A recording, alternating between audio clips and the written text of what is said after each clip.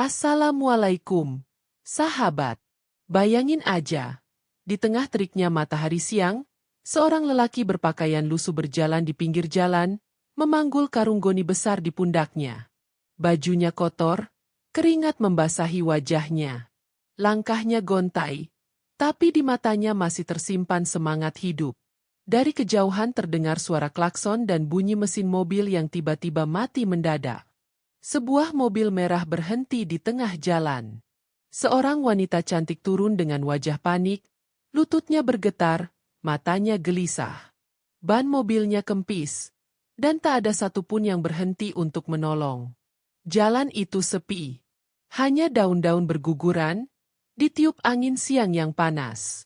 Bayangkan, seorang wanita berpenampilan mewah berjongkok di pinggir aspal, sementara di hadapannya berdiri seorang lelaki berpakaian compang-camping, bahkan tanpa sandal yang layak.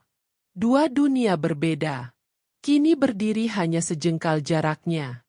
Detik itu juga, seolah waktu berhenti. Pandangan mereka bertemu.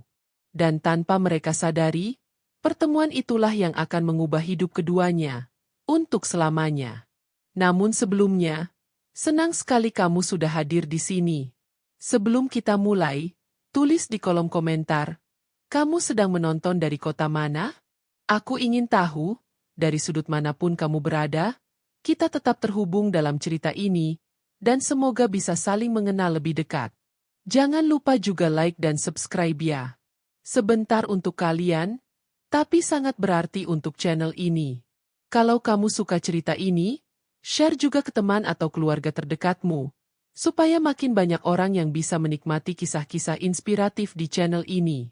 Semoga kamu mendapatkan pahala yang setimpal karena sudah subscribe, like, komen, dan membagikan cerita ini. Sekarang, mari kita lanjut ke ceritanya. Siang itu, matahari memukul keras jalanan aspal di kawasan elit Karangsari. Udara bergetar panas, debu menari di hembusan angin. Di tepi jalan, seorang pemuda sederhana berjalan pelan memanggul karung goni besar di pundaknya. Namanya Rizal, pengumpul barang bekas yang hidup dari sisa-sisa kota. Bajunya lusuh, celananya pudar, dan sandal jepitnya hampir putus. Tapi di balik wajah letihnya, ada sorot mata jernih yang menandakan ia belum menyerah pada hidup. Langkahnya berat, namun tetap ia jalani. Hingga tiba-tiba, suara klakson mobil terdengar dari kejauhan, diikuti bunyi mesin tersendat. Sebuah mobil merah berhenti di pinggir jalan, asap tipis keluar dari kapnya. Dari dalam, seorang perempuan turun tergesa. Aira, wanita muda berpenampilan rapi dengan pakaian kerja berwarna putih. Keringat menetes di keningnya, wajahnya panik. Ia menatap ban mobil yang kempis, lalu melihat sekeliling. Jalan sepi. Tak ada bengkel, tak ada satupun orang yang berhenti. Rizal memperlambat langkahnya. Ia menatap pemandangan itu dari kejauhan. Dalam hati, ia ragu. Perempuan seperti itu, mana mau dibantu orang sepertiku, pikirnya. Tapi suara hatinya menolak pergi. Ia menaruh karung goninya di tanah dan melangkah mendekat dengan sopan. Permisi, Mbak, ucapnya pelan. Bannya bocor, ya? Aira menoleh. Tatapannya sempat tajam, refleks waspada, tapi langsung melunak ketika melihat wajah Rizal yang penuh ketulusan. Iya, aku nggak tahu harus gimana. Aku buru-buru, tapi di sini sepi banget. Rizal tersenyum kecil. Kalau Mbak izinkan, saya bantu ganti ban cadangan. Saya biasa bantu-bantu tukang bengkel juga dulu. Aira menatap sejenak, lalu mengangguk. Tolong. Ya. Tanpa banyak bicara, Rizal segera jongkok di samping mobil. Tangannya cepat bekerja membuka baut, mengangkat dongkrak, dan melepas ban kempis itu. Debu menempel di kulitnya, keringat menetes di leher, tapi tidak ada keluhan sedikit pun. Aira memperhatikan dalam diam. Dalam pikirannya muncul rasa heran. Di dunia yang sibuk ini, masih ada orang yang menolong tanpa pamrih? 15 menit berlalu. Ban cadangan sudah terpasang rapi. Rizal berdiri sambil menyeka keringat dengan lengan bajunya. Sudah bisa jalan lagi, Mbak? Aira segera membuka dompet, mengeluarkan selembar uang 100.000, dan mengulurkannya. Ini, buat kamu. Terima kasih banyak ya.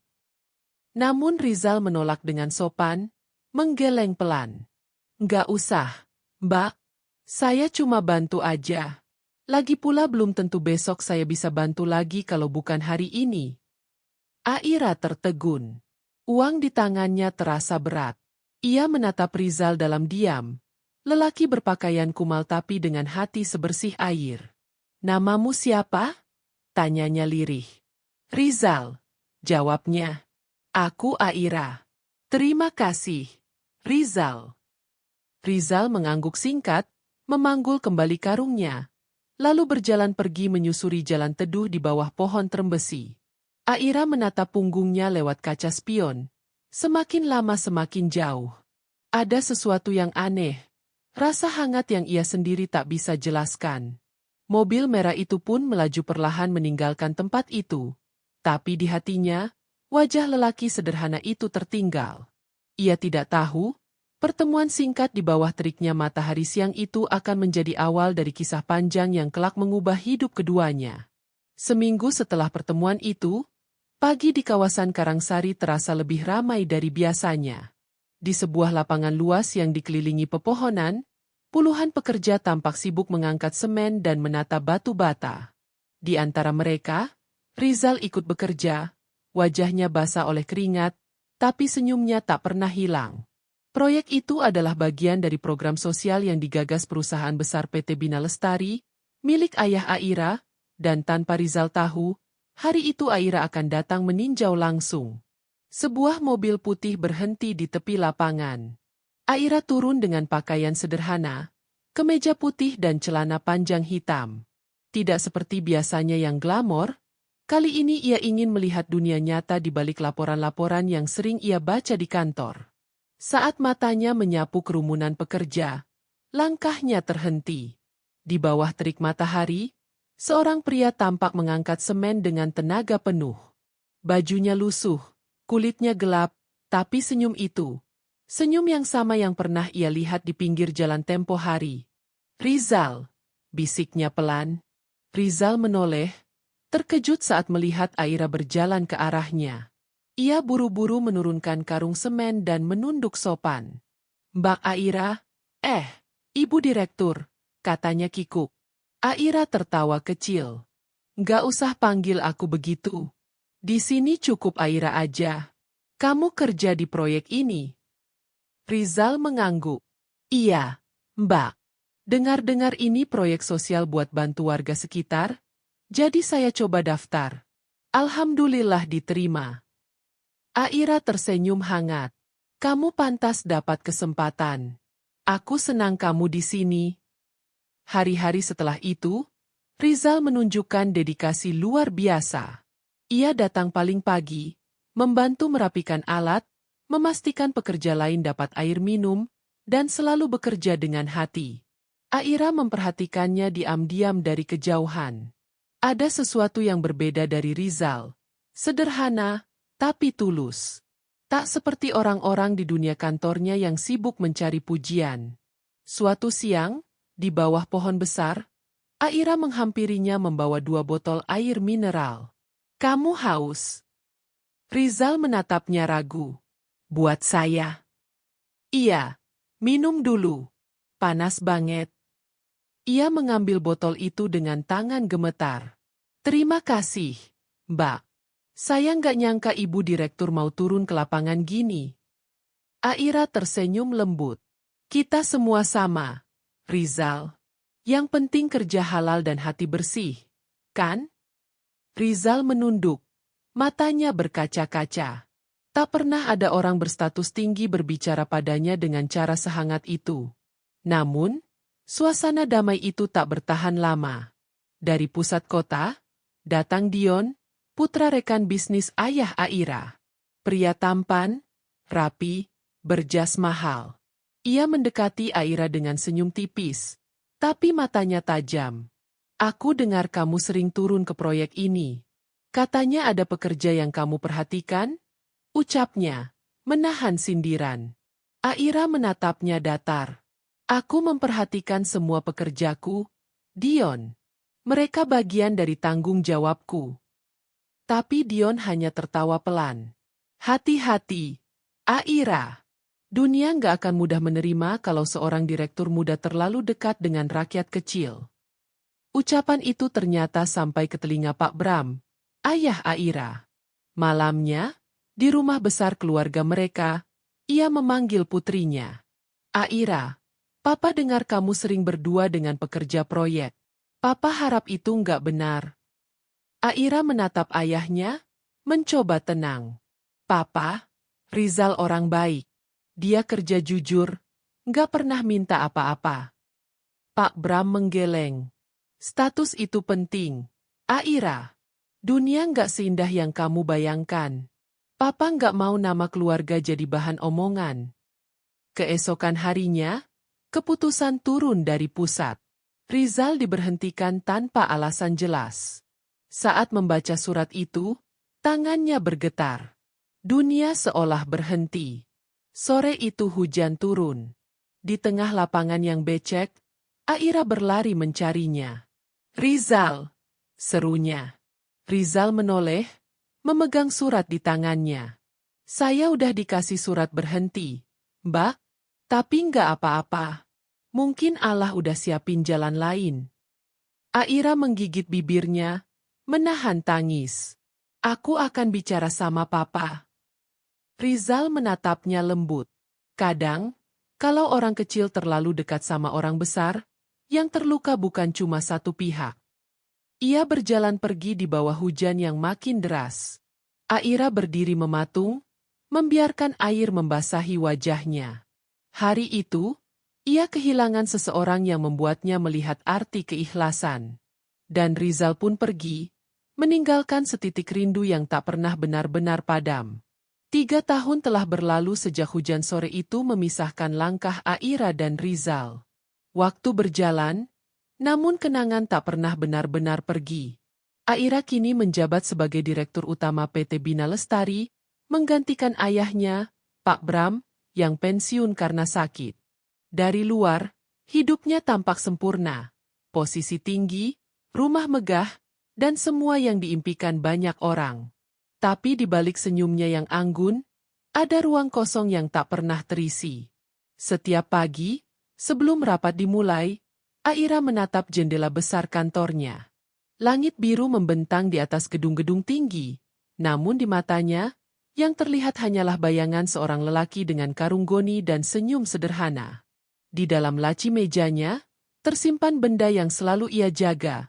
Potongan kecil karung lusuh yang dulu ditinggalkan Rizal di proyek Margasari. Ia menyimpannya sebagai pengingat, bukan karena sedih, tapi karena itu satu-satunya bukti bahwa ketulusan masih ada di dunia ini. Sementara itu, di sisi lain kota, kehidupan Rizal berubah pelan tapi pasti. Ia kini bekerja sebagai mandor proyek di kawasan industri pinggiran kota. Dari seorang pengumpul barang bekas, ia naik perlahan, belajar dari pengalaman, menabung dari keringat sendiri, dan akhirnya dipercaya memimpin tim kecil kontraktor lokal. Wajahnya kini lebih matang, kulitnya legam karena matahari, namun tatapan matanya masih sama, jujur, tenang, dan penuh keyakinan. Namun setiap kali malam tiba dan semua pekerja pulang, Rizal duduk di bangku kayu kecil depan barak kerja, memandangi langit gelap. Di hatinya, satu nama masih ia sebut dalam doa yang paling diam. Aira, bisiknya. Semoga kamu bahagia, dimanapun kamu sekarang. Takdir, seperti biasa, datang tanpa pemberitahuan. Suatu hari, PT Bina Lestari membuka proyek sosial baru di kawasan industri tempat Rizal bekerja. Perusahaan kontraktor yang memenangkan tender proyek itu adalah perusahaan kecil yang dipimpin langsung oleh Rizal. Tidak ada yang tahu bahwa garis hidup dua manusia yang dulu terpisah oleh hujan akan bersilangan lagi. Hari itu, langit cerah ketika mobil dinas Aira berhenti di depan lokasi proyek. Ia turun dengan berkas di tangan, siap meninjau pelaksanaan lapangan. Bu Aira, pimpinan kontraktor sudah datang, ujar salah satu staf. Namanya Pak Rizal. Langkah Aira terhenti. Dunia seakan berhenti berputar sejenak. Nama itu, nama yang sudah 3 tahun hanya hidup di doa, kini terdengar nyata. Napasnya tertahan. Dan benar saja, dari balik helm dan debu proyek, Rizal muncul dengan langkah mantap. Wajahnya sedikit lebih keras, tapi sorot matanya tak berubah.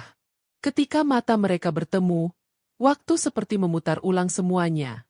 Jalanan panas, ban kempis, dan hujan sore di Karangsari.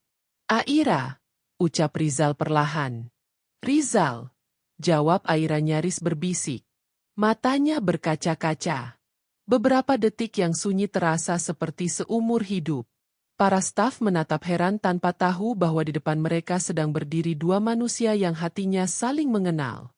Sore itu, setelah rapat proyek selesai, Aira memanggil Rizal untuk berbicara berdua di taman kecil belakang lokasi. Angin lembut berhembus membawa aroma tanah dan rumput. "Kenapa kamu pergi waktu itu tanpa pamit?" tanya Aira pelan. Rizal menunduk. Suaranya berat. "Saya takut, Aira. Takut keberadaan saya bikin kamu dihina. Saya cuma orang kecil, dan saya nggak mau kamu terluka karena saya." Aira menatap jauh ke langit senja yang berubah jingga. "Tapi kamu tahu, justru kepergian kamu yang bikin aku terluka." Ia menarik napas dalam. 3 tahun aku belajar, Rizal. Belajar bahwa hidup bukan soal status, tapi soal siapa yang bisa membuat hati tenang.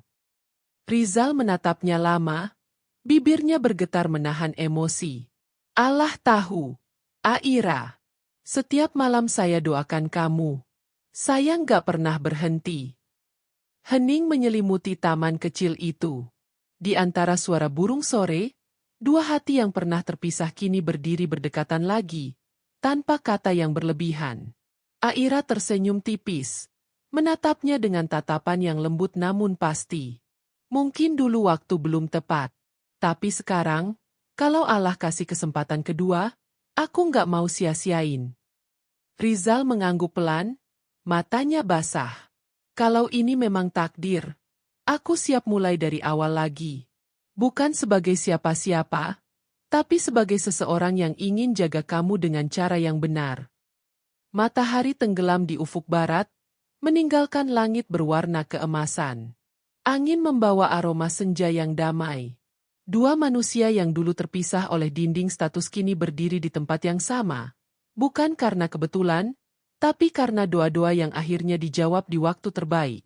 Dan tanpa mereka sadari, senja itu bukan sekadar pertemuan. Itu adalah tanda bahwa cinta yang tertunda kini menemukan jalannya kembali. Hari-hari setelah pertemuan kembali itu berjalan seperti mimpi. Aira dan Rizal kini bekerja dalam satu proyek, bukan lagi sebagai direktur dan buruh, melainkan 2 orang yang saling menghormati dan memahami. Di mata para pekerja, Rizal bukan hanya pemimpin lapangan yang tegas, tapi juga sosok yang sabar dan rendah hati.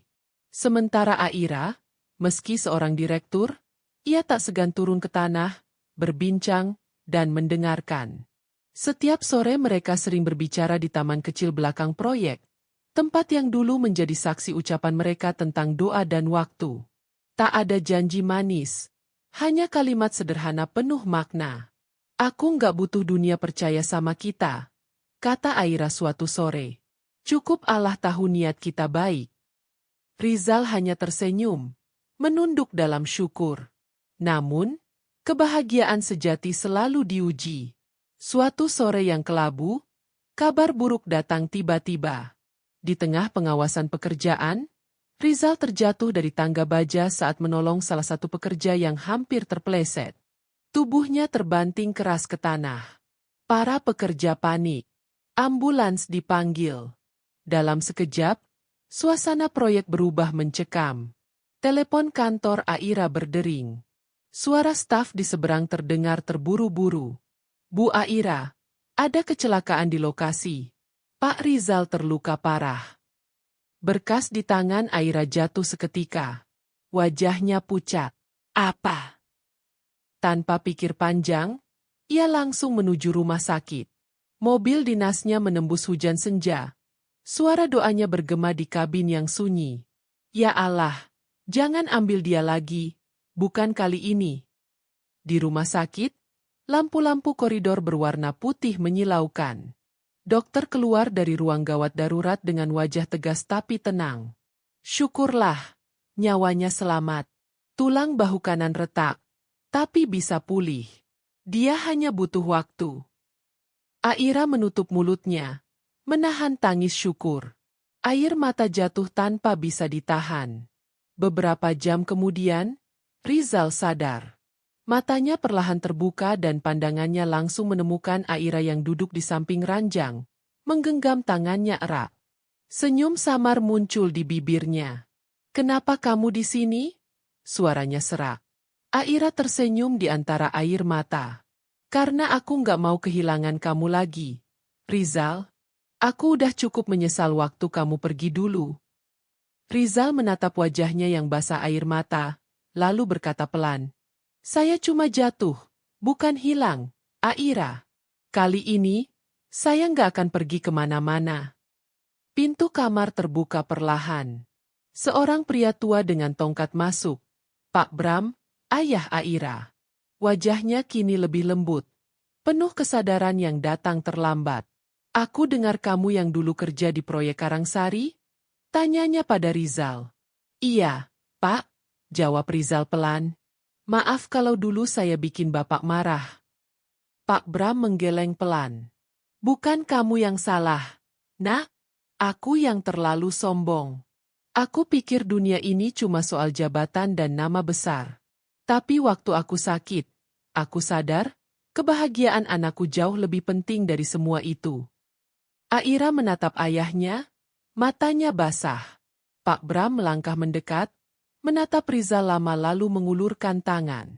"Kalau niatmu tulus, jaga Aira baik-baik. Aku serahkan dia padamu, Rizal." Suasana kamar hening. Rizal menggenggam tangan Pak Bram erat-erat. Suaranya bergetar. "Insya Allah, Pak. Selama saya masih hidup, saya akan jaga dia, bukan dengan harta, tapi dengan doa dan kerja." Beberapa bulan berlalu. Rizal sembuh perlahan. Proyek mereka selesai dengan hasil gemilang. Di tengah kesibukan itu, Aira dan Rizal memutuskan untuk melangkah ke tahap yang lebih sakral. Tanpa pesta megah, tanpa undangan mewah, hanya dengan saksi-saksi yang tulus. Hari itu, langit Karangsari berwarna keemasan. Di lapangan tempat mereka dulu pertama kali bertemu, berdiri tenda putih sederhana dihiasi bunga melati. Para pekerja duduk berjejer, beberapa meneteskan air mata haru. Aira berjalan perlahan dalam kebaya putih, sementara Rizal berdiri di depan penghulu, wajahnya tenang tapi matanya berkaca-kaca. Ijab kabul selesai. Suara penghulu menggetarkan udara. "Saya terima nikahnya Aira binti Bram dengan mas kawin seperangkat alat salat dibayar tunai." Hening sesaat, lalu suara, "Sah!" menggema serempak.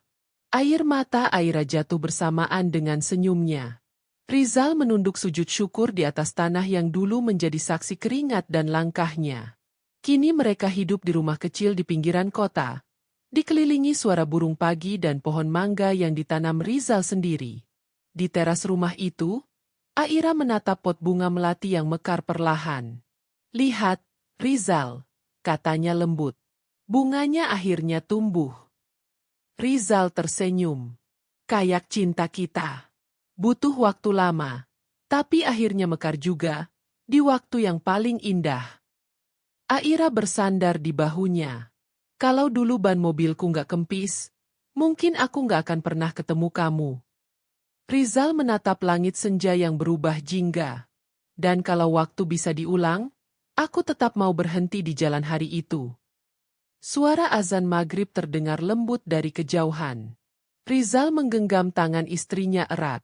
"Ayo, kita salat dulu. Karena cinta ini bukan milik kita, tapi milik Allah yang mempertemukan." Dan di bawah cahaya senja yang redup, dua hati yang dulu terpisah kini menyatu, bukan karena kebetulan, tapi karena doa yang dijaga dalam diam.